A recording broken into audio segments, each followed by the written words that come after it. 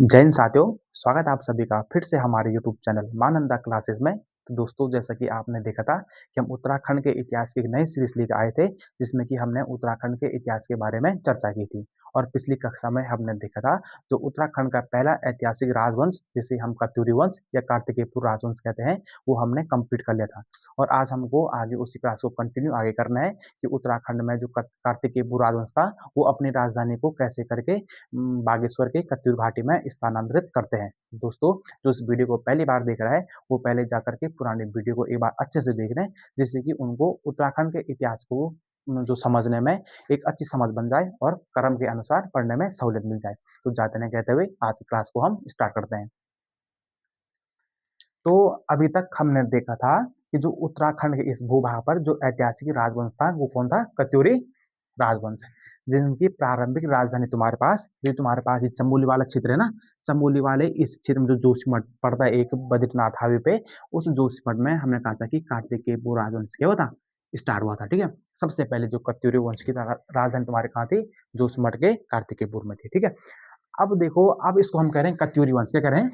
कत्यूरी वंश। वैसे इसका नाम कार्तिकेयपुर राजवंश है, लेकिन इसको हम कत्यूरी वंश इसलिए कह रहे हैं क्योंकि जो इतिहासकार कहते हैं, इन्होंने अपनी राजधानी बागेश्वर के कत्यूर घाटी में स्थानांतरित कर दी थी, तो इसीलिए उनको हम कत्यूरी वंश भी कहते हैं। ठीक है, अब देखो, इतिहासकार कहते हैं इसका कोई फिक्स नहीं है। ठीक है, कि मतलब ऐसा हुआ होगा। ठीक है, अब इस पे बहुत सारे विवाद चल रहे हैं कि उत्तराखंड के इतिहास में जो कत्यूरी वंश है, उनकी राजधानी को सबसे पहले जो कत्यूर घाटी है उसमें कौन लाएगा। ठीक है, तो परसों मैंने कहा था कि जो हमारे पास ललित सूर्यदेव की जो हमारे पास वो मिले, क्या पांडु के साथ ताम्रपत्र अभिलेख मिले हैं, उसमें हमने देखा थी कैसे कि 3 परिवार के वंशों ने यहाँ पे क्या करा था, शासन करा था। ठीक है, जिसमें से कि जो तीसरा वंश था, उसमें सबसे लास्ट हमने कहा था कि सुभिक्ष राज। कौन था? सुभिक्ष राज सबसे लास्ट।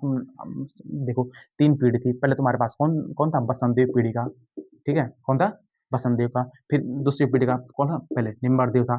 फिर तीसरी पीढ़ी का कौन था? सडोला द्वितीय। ठीक है, तो इनके पांचों ने किया, इनके चारों ने किया, इनके जो 5 वंश थे, लास्ट तुम्हारा था सडोला द्वितीय। तो सबसे लास्ट तुम्हारा कौन था? सॉरी, सुभिक्ष राज। कौन था? सुभिक्ष राज। ठीक है, इसको ऐसे देख लो क्योंकि इसको हम पुरानी वीडियो में अच्छे से पढ़ चुके हैं कि कौन कौन से राजा हुआ करते थे। ठीक है, अब देखो, कई इतिहासकार कहते हैं कि जो तुम्हारे पास सरोलादित्य वंश का अंतिम शासक था सुभिक्ष राज, वो मानते हैं कि अपनी राजधानी को कार्तिकेयपुर से लेकर के कहाँ लाए थे? यहाँ पे जो तुम्हारा बागेश्वर है, बागेश्वर के कत्यूर घाट में लाए थे अपनी राजधानी। कौन लाए थे? सुभिक्ष राज। ठीक है, लेकिन कई इतिहासकार इसको गलत मानते हैं। ठीक है, कई कई मानते हैं कि यहाँ पे कौन लाए थे? अशांति देव लाए थे। ठीक है, तो इसी के बारे में हमको थोड़ा सा आज देखना है कि क्या क्या चीजें सही है और क्या क्या चीजें गलत है, और कौन कौन से हमारे पास साक्ष्य देखने को मिलता है। ठीक है, तो सबसे पहले, अब देखो, अब कुमाऊं वालों को भी पता होगा ना। अब देखो, क्योंकि अभी तक तो गढ़ वालों को पता है कि भाई जो कार्तिकेय वो राजवंश था, वो बसंत देव ने स्टार्ट किया था, क्योंकि उसके बाद हमारे पास क्या मिलते हैं? साक्ष्य मिलते हैं। कहाँ से मिलते हैं? पांडु के स्वर से, जो तुम्हारे किसके थे? ललित सूर देव के थे। अब जो तुम्हारे पास यहाँ पे जो कत्यूर घाटी कुमाऊं वाले हैं, वो कहते हैं कि जो इस राजवंश के जो पहले शासक थे, जो कि अपनी राजधानी को यहाँ पे स्थानांतरित करते हैं, उसका नाम तुम्हारे पास क्या था? अशांति देव। इसको आप थोड़ा सा नोट कर देना, अशांति देव। अशांति देव। ठीक है, इसमें आप लिख सकते हैं कि कत्यूर घाटी में कत्यूरी वंश का प्रथम शासक। देखो, प्रथम बसंत देव। ठीक है, लेकिन अब कहाँ की बात कर रहा हम? कत्यूर घाटी की, कत्यूरी। ठीक है, इसको ढंग से देखना। ठीक है, अगर आएगी कत्यूरी घाटी में पहला शासक तुम्हारा कौन था? अशांति देव था। अब मैंने कहा था कि सब क्या देखना है हमको? क्या देखना है? साक्ष्य देखना है। ठीक है, तो इसके साक्ष्य सबसे पहली बात, जो अशांति देव है, इनके देखो हमको लिखित भी मिलते हैं, और पौराणिक में जो तुम्हारे पास क्या है, पौराणिक लोक गाथाएं होती है, उसमें मिलता है। ठीक है, सबसे पहले जो अशांति देव हमको मिलते हैं, मतलब हम इसको कहते हैं लोक गाथाओं में। किसमें? लोक गाथाओं में सबसे पहले हमको इनकी चर्चाओं के बारे में मिलता है। ठीक है, लोक गाथाएं। देखो, अब क्या होता है, एक आप लोगों ने सुना होगा पवाड़े। क्या होते हैं? पवाड़े। जब किसी हम अपने प्राचीन इतिहास को या किसी वीर गाथाओं को, किसको? वीर गाथाओं को लोकगीतों के रूप में गाते हैं, तो उस समय क्या कहते हैं? पवाड़े कहते हैं। क्या कहते हैं? पवाड़े कहते हैं, ठीक है। जैसे आप लोगों ने देखा होगा कि जैसे हमारे गाँव में देवता नाचते हैं या कहीं देवी उत्पन्न होती है, कुछ भी होता है, ठीक है। मतलब कि वो हमारी चीज़ क्या है, पौराणिक संस्कृति है। क्यों? क्योंकि वो हमारे पीढ़ी दर पीढ़ी हमने उसको सुन करके आगे बढ़ाया, ठीक है। कहीं चीज़ उनका लिखा तो है नहीं ना, ऐसा हुआ होगा। लेकिन जो हमारे पास वेद गाथाएँ हैं, जो प्राचीन इतिहास है, उस इतिहास को हम अपने वंशानुगत एक-दूसरे को सुन करके आगे बढ़ाते हैं। उसको हम कहते हैं लोक गाथाएँ। क्या कहते हैं? लोक गाथाएँ। तो इसको जैसे हम कहते हैं कि पवाड़े हैं, क्या हैं? पवाड़े हैं, ठीक है?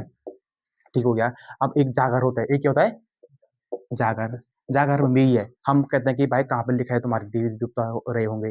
तो लेकिन हमने अपनी पीढ़ियों से सुन करके अपनी देवी-देवताओं को उन मंत्रों के द्वारा जब हम उनका आह्वान करते हैं, तो उसको हम एक पीढ़ी से दूसरी पीढ़ी क्या करते हैं? सुन करके कि हाँ भाई ऐसा हुआ होगा, ठीक है? हमारे जैसे दादा लोग कहते हैं कि हमारे टाइम पे ऐसा रहा होगा, फिर उन्होंने भी अपने दादा लोगों से सीखा होगा कि हाँ, ऐसे हुआ होगा। तो हमारी पीढ़ी दर पीढ़ी हम उनको लोक गाथाओं के रूप में सुन करके क्या करते हैं? अपने दिलों में संजोए रखते हैं, जिससे कि हमारी संस्कृति का क्या होता है? संरक्षण होता है। उसे हम कहते हैं जागर, क्या कहते हैं? जागर कहते हैं। तो इसमें कंफ्यूजन कब एक क्वेश्चन में देखो कितना अच्छा है, देखो उत्तराखंड की संस्कृति को समझना है, कितना अच्छे से देखो। इसीलिए जितने भी नए विद्यार्थी हैं, जो नए जनरेशन के हैं, उनसे मेरा ये अनुरोध है कि अपने गाँव में जाओ, अपने जो पुराने दादा लोग हैं, उनसे बैठ के बातें करो, अच्छे से अपने संस्कृति के बारे में जानो, तभी आप उनको अपनी आने वाली पीढ़ी को बता सकें। इससे हमारा जो जो हमारा मतलब कि प्राचीन इतिहास है, उसको एक संरक्षण प्राप्त हो सके, ठीक है? तो अब हमको देखना है कि अशांति देव का जो हमको पहला साक्ष्य मिलता है, वो कहाँ से मिलता है? लोक कथाओं से मिलता है। और इसमें सबसे इम्पोर्टेंट है कि जो अशांति देव था, इसमें लिखना है कि अशांति देव ने जो कटारमल सूर्य मंदिर है, क्या? कटारमल का, इसको ढंग से लिखना, ठीक है? जो कटारमल का सूर्य मंदिर है, उसका निर्माण तुम्हारा किसने कराया था? अशांति देव ने, ठीक है? और ये कहाँ है तुम्हारे पास? अल्मोड़ा में। कहाँ है? अल्मोड़ा में, ठीक है? एक क्वेश्चन तो यहीं से बन गया। देखो एक-एक चीज़ों को नोट करो, ठीक है? उसको हाइलाइट कर दो, क्योंकि आने वाली क्लास में हम फिर अगर डिस्ट्रिक्ट सीरीज़ पढ़ेंगे, तो वहाँ एक क्वेश्चन सीधा आएगा कि कटारमल का सूर्य मंदिर कहाँ है तुम्हारे पास? अल्मोड़ा में। किसने बनाया था? अशांति। तो एक बार हम पूरा इतिहास अगर अच्छे से पढ़ेंगे, तो बाद में हमको पढ़ने में बहुत आसानी होगी, ठीक है? सूर्य मंदिर। और अगर एक क्वेश्चन आएगा कि जो वहाँ पे क्या है कि बहुत सारे मंदिरों के वहाँ पे समूह है। अगर आएगी कटारमल सूर्य मंदिर, कितने मंदिर का समूह है? तो कितना है? 44 मंदिरों का समूह है। यहाँ से हो गया। अब हमको देखना है कि अशांति देव के बाद दूसरा तुम्हारे पास कौन आएगा? फिर तुम्हारे पास कौन आया? हाँ, जतपाल देव। अब जतपाल देव का एक नया शासक आता है, ये बहुत इम्पोर्टेंट है, ठीक है? अब कहते हैं देखो अभी हमारे पास लिखित साक्ष्य भी मिल रहे हैं और हम सबसे इम्पोर्टेंट हमारे पास क्या है? लोक गाथा है, ठीक है? तो जतपाल देव से एक चीज़ यहाँ पे लिखना है कि जतपाल देव का हमारे पास कुलसारी में क्या मिलता है? हाँ, कुलसारी में मूर्ति लेख मिलता है। देखो एक नंबर का क्वेश्चन सीधा आएगा कि कुलसारी में किस कत्यूरी शासक का मूर्ति लेख प्राप्त हुआ है? तो किसका हुआ है? जतपाल देव का, ठीक है? जतपाल देव के बाद तुम्हारे पास दूसरा शासन मानते हैं, वो मानते हैं अभयपाल को। किसको मानते हैं? अभयपाल को, ठीक है? इसमें एक चीज़ याद रखना कि अभयपाल से एक चीज़ याद रखना कि मानते हैं कि इतिहासकार मानते हैं कि अभयपाल थोड़ा अपने पापा जी से थोड़ा क्या थे? रुठ गए थे, उनसे नाराज़ थे, तो उन्होंने क्या करा कि पिथौरागढ़ में जाकर के अपना एक अलग सा पाल वंश क्या बना था इसमें? पाल वंश की स्थापना की थी। ये देखिए पाल वंश की स्थापना। देखो एक-एक पॉइंट को समझना है, उसको हमको संस्कृति के तौर पे भी समझना है, अपने संस्कृति को बचाने की उससे भी पढ़ना है और अपने परीक्षा की दृष्टि से भी पढ़ना है, ठीक है? अभयपाल, इसके बाद तुम्हारा कौन आया था? इस बार मानते हैं कि एक नया शासक आया था, उसका नाम था प्रीतम देव, क्या था? प्रीतम देव, ठीक हो गया। अब यहाँ पे प्रीतम देव, ठीक है? यहाँ पे मानते हैं कि जो प्रीतम देव जो उस टाइम पे थे, प्रीतम देव की बहुत सारी क्या थी? रानियाँ थी, जिसमें से कि जो सबसे छोटी रानी थी, उसका नाम था तुम्हारे पास जिया रानी। इसका नाम तो हर किसी ने सुना होगा जो उत्तराखंड को पढ़ता होगा। उस उनकी जो सबसे छोटी वाली रानी थी, उसका नाम था जिया रानी। ये बहुत सुंदर थी, क्योंकि आपको पता है कि प्राचीन काल के जो राजा हुआ करते थे, वो क्या करते थे कि 2-3 शादियाँ तो मिनिमम करते करते, ठीक है? जिसमें से कि इनकी सबसे छोटी रानी कौन थी तुम्हारे पास? जिया रानी। अब थोड़ा लोगों ने कहानी बना रखी कि जो इससे जो इनकी पुरानी वाली वो हुई ना महारानी है, उन्होंने मतलब कि षड्यंत्र के द्वारा इनके कान भर दिए प्रीतम देव जी के, और इन्होंने जिया रानी को अपने यहाँ से क्या कर दिया? निष्कासित, राज्य से निष्कासित कर दिया। तो उन्होंने क्या करा कि जो नैनीताल में बसे, कहाँ बस गए? नैनीताल में बस गए और नैनीताल में जिया रानी ने, याद रखना कि रानी बाग की क्या करी थी, स्थापना करी थी। रानी बाग, अगर अगर पहले क्वेश्चन, रानी बाग कौन सी डिस्ट्रिक्ट में है, नैनीताल में है। किसने बनाया था, जिया रानी ने। किसकी महारानी थी, प्रीतम देवी की। अब कई इतिहासकार लोग कहते हैं कि देखो, अब ये तो मैदान वाला क्षेत्र है, मैदान में आपको पता है कि पहले मुस्लिम आक्रमण, तुर्की आक्रमण जितने हुए थे, ठीक है। तो कई लोग मानते हैं कि जिया रानी ने उनके मतलब कि प्रीतम देवी पे अटैक से पहले क्या कर दिया, आक्रमण को वहीं रोक दिया मैदानी वाले इलाके में।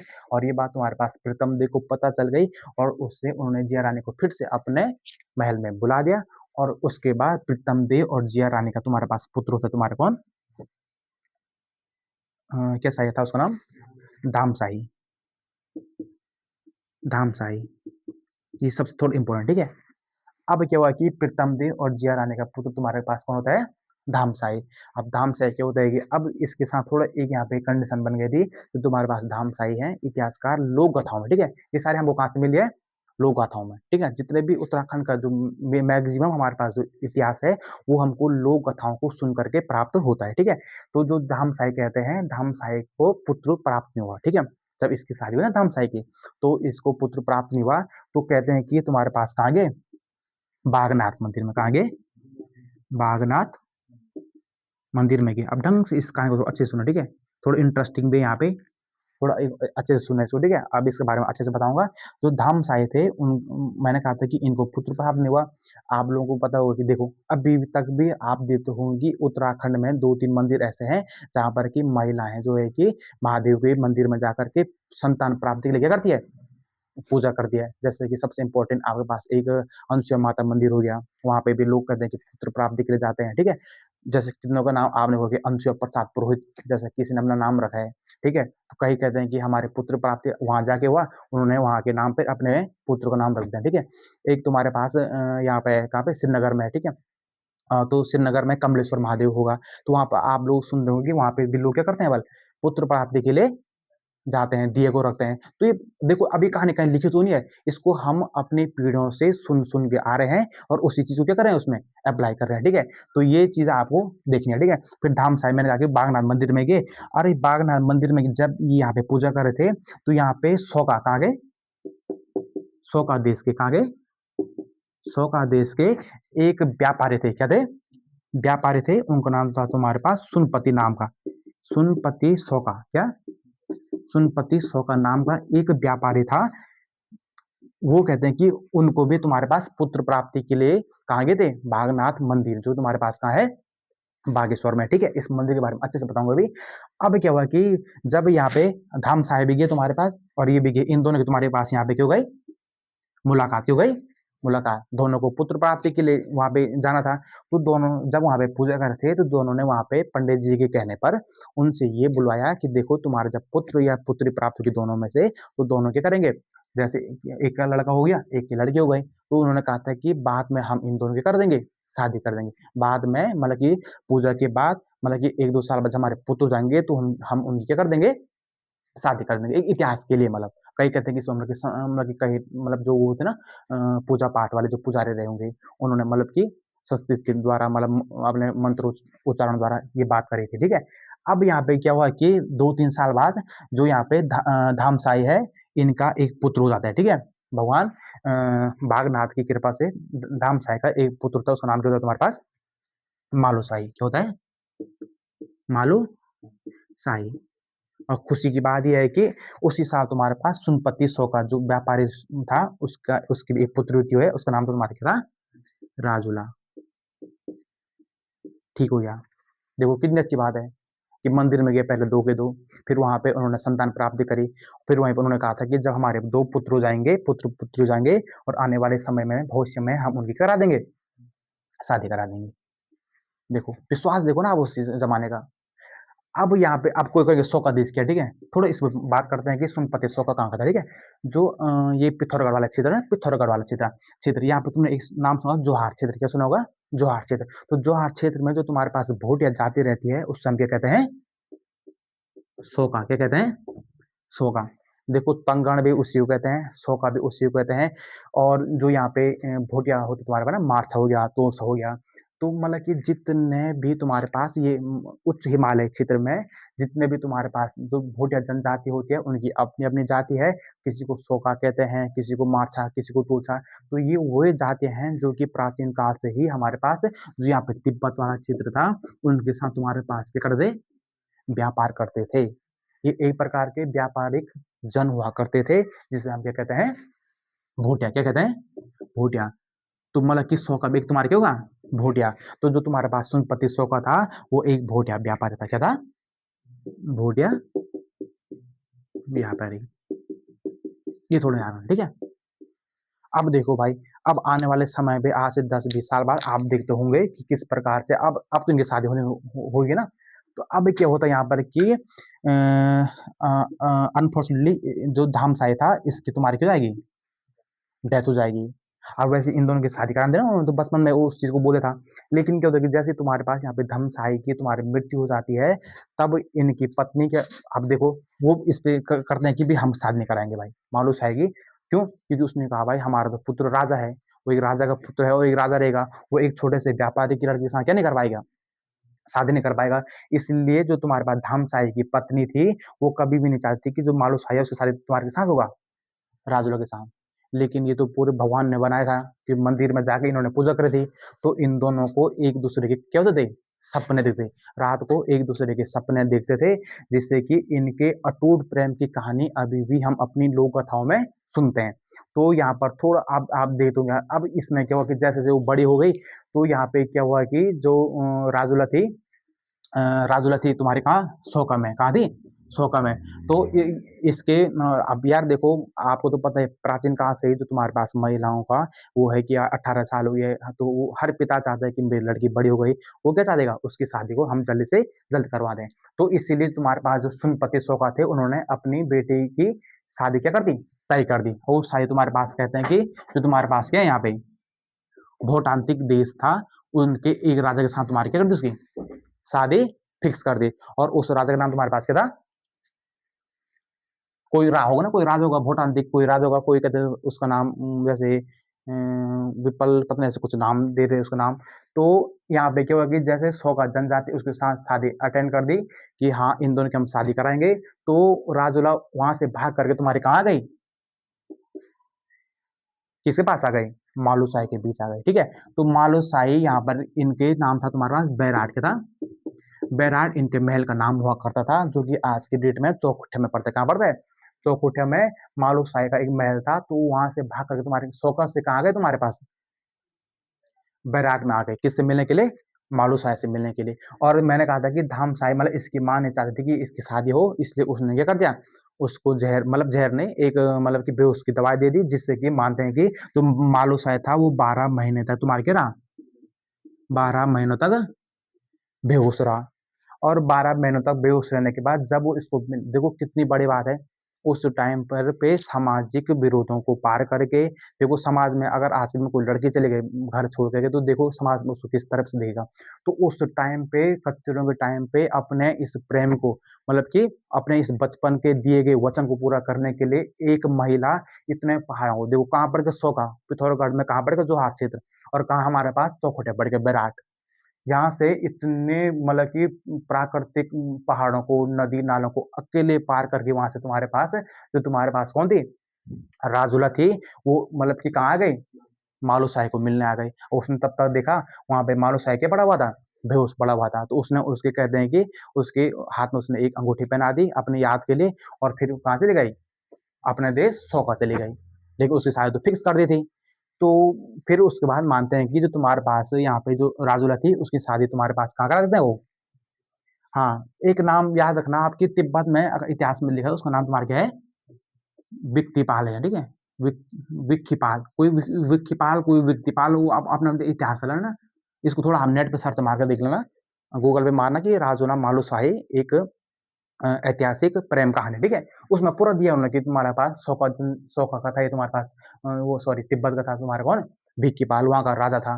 तो इन्होंने अपनी मतलब कि किसकी, राजुला की शादी कहाँ करा दी, भिक्कीपाल से करा दी, ठीक है। तो उसके बाद अब जैसे 12 साल बाद कहते हैं कि मालू शाही को तुम्हारा क्या आया, होश आया। तो वो तुम्हारे पास कहाँ चले गए सीधे, उसको मिलने के लिए भिक्कीपाल के शासन में चली गया।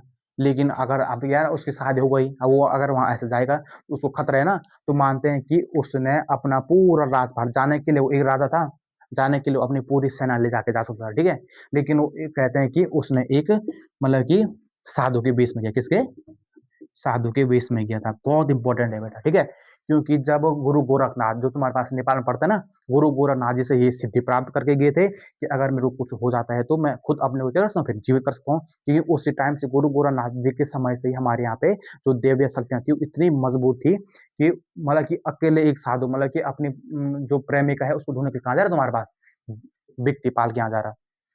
तो उस टाइम पे कहते हैं कि जो गोरखनाथ जी थे उन्होंने उनको थोड़ा सिद्धियां दी थी, जिससे कि वहां पे चले गए। और वहां पे कई इतिहासकार मानते हैं कि जो तुम्हारे पास राजूला और माली शाही का दोबारा क्या हो गया, मिलन हो गया। अब कई इतिहासकार ये मानते हैं कि उन्होंने मालू शाही को वहां पे ये कर दिया, उनको मार दिया।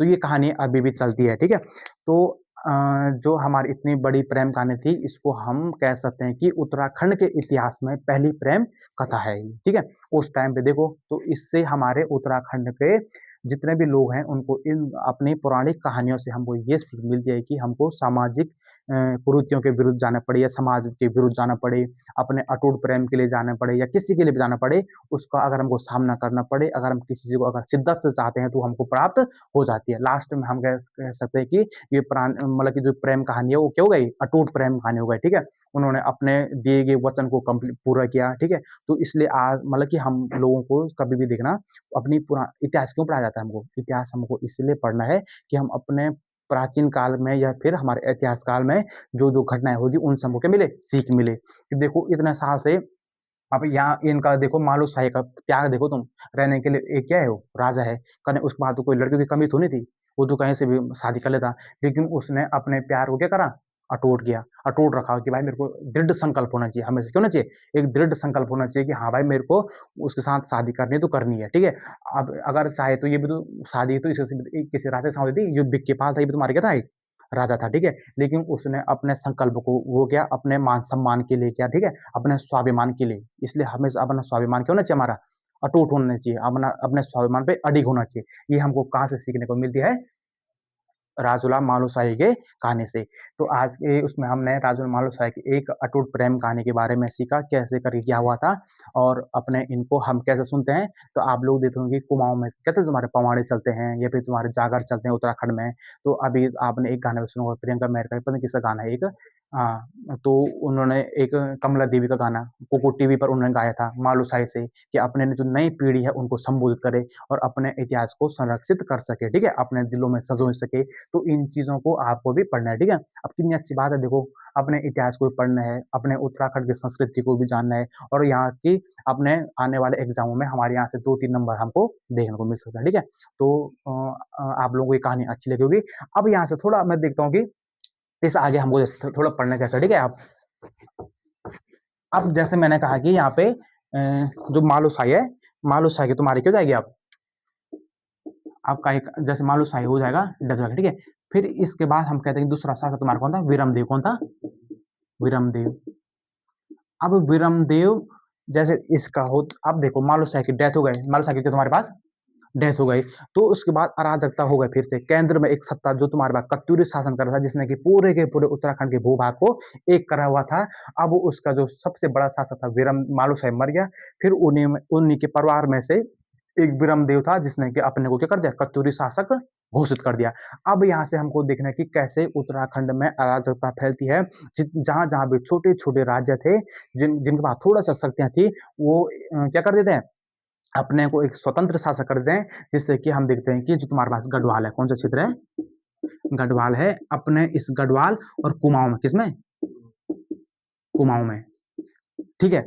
अभी तक तो मैंने कहा कि जितने भी छोटे छोटे राज्य थे वो सारे किसके अंदर में थे, कत्यूरियों के शासक में। अब कत्यूरियों का सबसे अंतिम शासक कौन था, मालूसाई। फिर कौन था तुम्हारा, बिरमदेव था। बिरमदेव इतना अत्याचारी था, इसकी जनता इसे बहुत परेशान थी, कहते हैं, ठीक है। इसने इतना अत्याचार कर दिया कि जनताओं को परेशान कर दिया, ठीक है, जिससे कि हर कोई चाहता कि यार ये मर जाए, कौन, विरमदेव। और जैसे विरमदेव मर गया था तुम्हारे पास, तो अगल बगल के जितने भी छोटे छोटे राज्य थे गढ़वाल में चाहे कुमाऊं में, उन्होंने अपने को स्वतंत्र घोषित कर दिया, जिनमें छोटे छोटे राज्य, ठीक है, छोटे छोटे राज्य थे। अब तब हम देखते हैं गढ़वाल में 52 छोटे छोटे कहते बल गढ़, उन्होंने अपने गढ़ बना दिए, उनको हम क्या कहते हैं, 52 गढ़, क्या कहते हैं, बावनगढ़ कहते हैं, ठीक है। और कुमाऊं में किले को बोलते हैं बूंगा, क्या बोलते हैं? बूंगा, ठीक है। इसको थोड़ा आप देखना, इस चंदों में आएगा। तो अब हम देखते हैं कि उत्तराखंड में गढ़वाल में बावनगढ़ और यहाँ पे कुमाऊं में अलग अलग छोटे छोटे राजा थे, जिसको क्या कहते हैं? बूंगा कहते हैं, ठीक है। जैसे हम कहते हैं राज बूंगा का किला, ठीक है। तो अब हमको देखना है कि गढ़वाल में कैसे बावनगढ़ और फिर कैसे यहाँ पे अलग अलग छोटे छोटे राज्य स्थापित हो गए। अब आगे की क्लास में हमको देखना है कि बावनगढ़ों को कैसे करके अजय पाल क्या करेगा? एक संगठित करेगा, और उसको हम बोलेंगे गढ़ों का वाला, गढ़ों का वाला, जिससे हमारे गढ़वा का नाम क्या पड़ा? गढ़वाल पड़ा। अब हम देखेंगे जैसे यहाँ पे कनकपाल की एंट्री होती है, कैसे थोड़ा थोड़ा करके यहाँ पे हम अब मध्यकाल में एंटर कर देंगे, जिसमें कि हम पढ़ रहे हैं कि गढ़वाल में परमार वंश और कुमाऊं में चंदवंश। अब आगे की क्लास हमारी रहेगी गढ़वाल में पंवार वंश और कुमाऊं में चंदवंश। तो आज की क्लास को हम यहाँ पे एंड करते हैं। तो आई होप आप लोगों को क्लास अच्छी लगी होगी, और जो हमारी सबसे प्राचीन, जैसे हम लव स्टोरी कह सकते हैं आज की डेट में, जो हमारे पास राजूला मालुसरे की कहानी थी, वो आप लोगों को सुनकर अच्छी लगी होगी। तो अगर आपको क्लास अच्छी लगी तो लाइक शेयर सब्सक्राइब करें, और आज के लिए इतना ही। जय हिंद।